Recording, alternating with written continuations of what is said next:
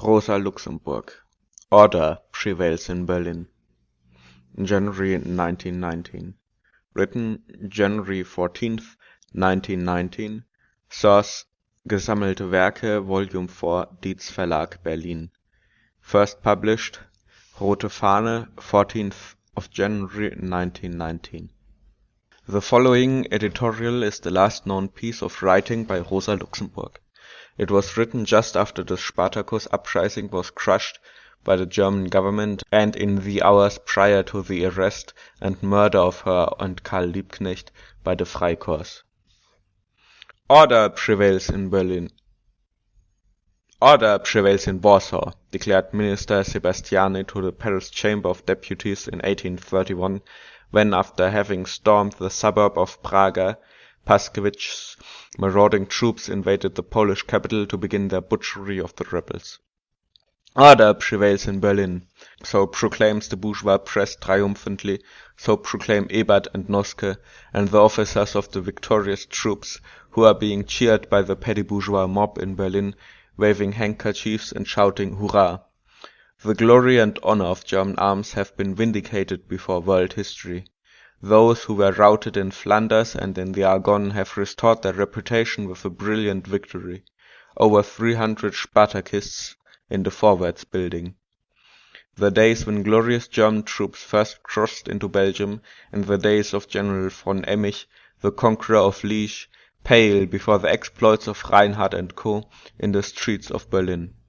The government's rampaging troops massacred the mediators who had tried to negotiate the surrender of the Forwärts building, using their rifle butts to beat them beyond recognition. Prisoners who were lined up against the wall and butchered so violently that skull and brain tissue splattered everywhere.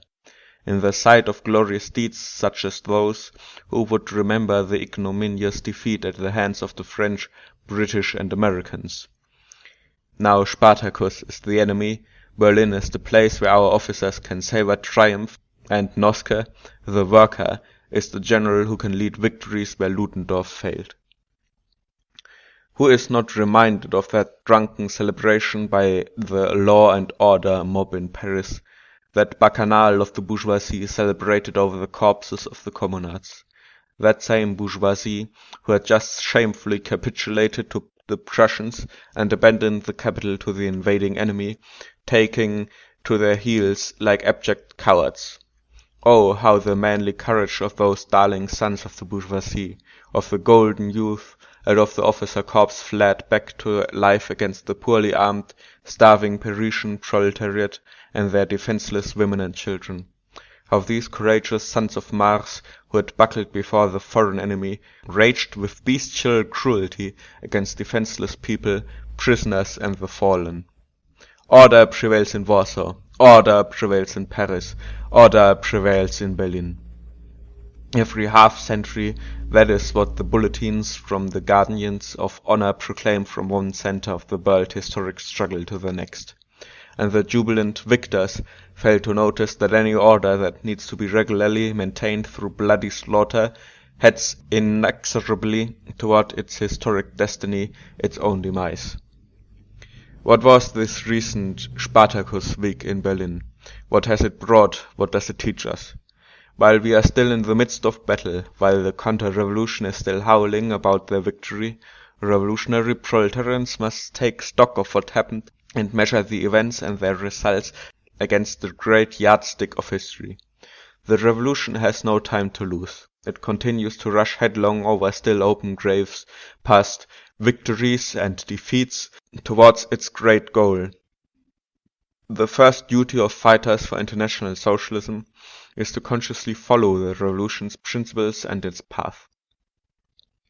Was the ultimate victory of the revolutionary proletariat to be expected in this conflict? Could we have expected the overthrow of Ebert, Scheidemann, and the establishment of a socialist dictatorship? Certainly not, if we carefully consider all the variables that weigh upon the question. The weak link in the revolutionary cause is the political immaturity of the masses of soldiers who still allow their officers to misuse them against the people for counter-revolutionary ends. This alone shows that no lasting revolutionary victory was possible at this juncture. On the other hand, The immaturity of the military is itself a symptom of the general immaturity of the German Revolution. The countryside, from which a large percentage of rank-and-file soldiers come, has hardly been touched by the revolution. So far, Berlin has remained virtually isolated from the rest of the country. The revolutionary centers in the provinces, the Rhineland, the northern coast, Brunswick, Saxony, Württemberg, have been heart and soul behind the Berlin workers, it is true. But for the time being they still do not march forward in lockstep with one another. There is still no unity of action, which would make the forward thrust and fighting will of the Berlin working class incomparably more effective. Furthermore, there is, and this is only the deeper cause of the political immaturity of the revolution, the economic struggle. The actual volcanic font that feeds the revolution is only in its initial stage, and that is the underlying reason why the revolutionary class struggle is in its infancy. From all this flows the fact that a decisive, lasting victory could not be counted upon at this moment. Does that mean that the past week's struggle was an error? The answer is yes if we were talking about a premeditated raid or putsch. But what triggered this week of combat? As in all previous cases, such as December 6 and December 24, it was a brutal provocation by the government. Like the bloodbath against the defenseless demonstrators in Chausseestraße, like the butchery of the sailors, this time the assault on the Berlin police headquarters was the cause of all the events that followed. The revolution does not develop evenly of its own volition in a clear field of battle according to a cunning plan devised by clever strategists. The revolution's enemies can also take the initiative, and indeed as a rule they exercise it more frequently than does the revolution. Faced with a brazen provocation by Ebert Scheidemann, the revolutionary workers were forced to take up arms. Indeed, the honor of the revolution depended upon repelling the attack immediately, with full force in order to prevent the counter-revolution from being encouraged to press forward, and lest the revolutionary ranks of the proletariat and the moral credit of the German Revolution in the International be shaken.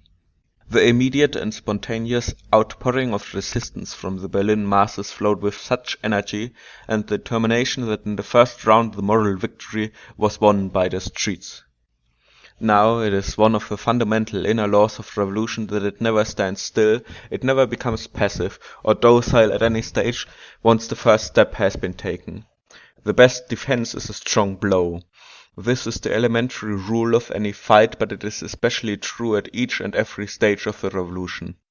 It is a demonstration of the healthy instinct and fresh inner strength of the Berlin proletariat that it was not appeased by the reinstatement of Eichhorn, which it had demanded. Rather, the proletariat spontaneously occupied the command posts of the counter-revolution, the bourgeois press, the semi-official press agency, the forwards office.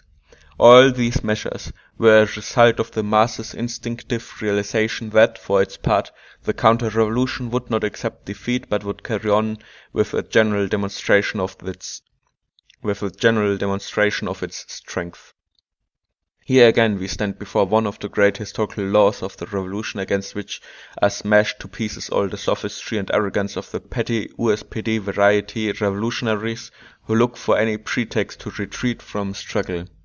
As soon as the fundamental problem of the revolution has been clearly posed, and in this revolution is the overthrow of the Ebert Scheidemann government the primary obstacle to the victory of socialism, then this basic problem will rise again and again in its entirety. With the inevitability of a natural law, every individual chapter in the struggle will unveil this problem to its full extent regardless of how unprepared the revolution is ready to solve it or how unripe the situation may be. Down with Ebert Scheidemann, this slogan springs forth inevitably in each revolutionary crisis as the only formula summing up all partial struggles, thus automatically by its own internal, objective logic bringing each episode in the struggle to a boil, whether one wants it to or not. Because of the contradiction in the early stages of the revolutionary process between the task being sharply posed and the absence of any preconditions to resolve it, individual battles of the revolution end in formal defeat. But revolution is the only form of war, and this is another peculiar law of history, in which the ultimate victory can be prepared only by a series of defeats. What does the entire history of socialism and of all modern revolutions show us? The first spark of class struggle in Europe, the revolt of the silk weavers in Lyon, 1831, ended with a heavy defeat. The Chartist movement in Britain ended in defeat. The uprising of the Parisian proletariat in the June days of 1848 ended with a crushing defeat, and the Paris Commune ended with a terrible defeat. The whole road of socialism, so far as revolutionary struggles are concerned, is paved with nothing but thunderous defeats. Yet at the same time, history marches inexorably, step by step, toward final victory. Where would we be today without those defeats from which we draw historical experience, understanding, power, and idealism? Today, as we advance into the final battle of the proletarian class war, we stand on the foundation of those very defeats, and we cannot do without any of them, because each one contributes to our strength and understanding. The revolutionary struggle is the very antithesis of the parliamentary struggle. In Germany, for 4 decades, we had nothing but parliamentary victories. We practically walked from victory to victory, and when faced with the great historical test of August 4, 1914, the result was the devastating political and moral defeat, an outrageous debacle and rot without parallel. To date, revolutions have given us nothing but defeats, yet these unavoidable defeats pile up guarantee upon guarantee of the future final victory. There is but one condition. The question of why each defeat occurred must be answered. Did it occur because the forward-storming combative energy of the masses collided with the barrier of unripe historical conditions, or was it that indecision, vacillation, and internal frailty crippled the revolutionary impulse itself? Classic examples of both cases are the February Revolution in France on the one hand, and the March Revolution in Germany on the other. The courage of the Parisian proletariat in the year 1848 has become a fountain of energy for the class struggle in the entire international proletariat. The deplorable events of the German March Revolution of the same year have weighed down the whole development of modern Germany like a ball and chain. In the particular history of official German social democracy, they have reverberated right up into the most recent developments in the German Revolution and on into the dramatic crisis we have just experienced. How does the defeat of Spartacus Week appear in the light of the above historical question? Was it a case of raging, uncontrollable revolutionary energy colliding with an insufficiently ripe situation, or was it a case of weak and indecisive action? Both. The crisis had a dual nature, the contradiction between the powerful, decisive, aggressive offensive of the Berlin masses on the one hand, and the indecisive, half-hearted vacillation of the Berlin leadership on the other is the mark of its latest episode. The leadership failed, but a new leadership can and must be created by the masses and from the masses. The masses are the crucial factor. They are the rock on which the ultimate victory of the revolution will be built. The masses were up to the challenge, and out of this defeat they forged a link in the chain of historic defeats, which is the pride and strength of international socialism. That is why future victories will spring from this defeat. Order prevails in Berlin, you foolish lackeys. Your order is built on sand. Tomorrow the revolution will rise up again, clashing its weapons, and to your horror it will proclaim with trumpets blazing, I was, I am, I shall be.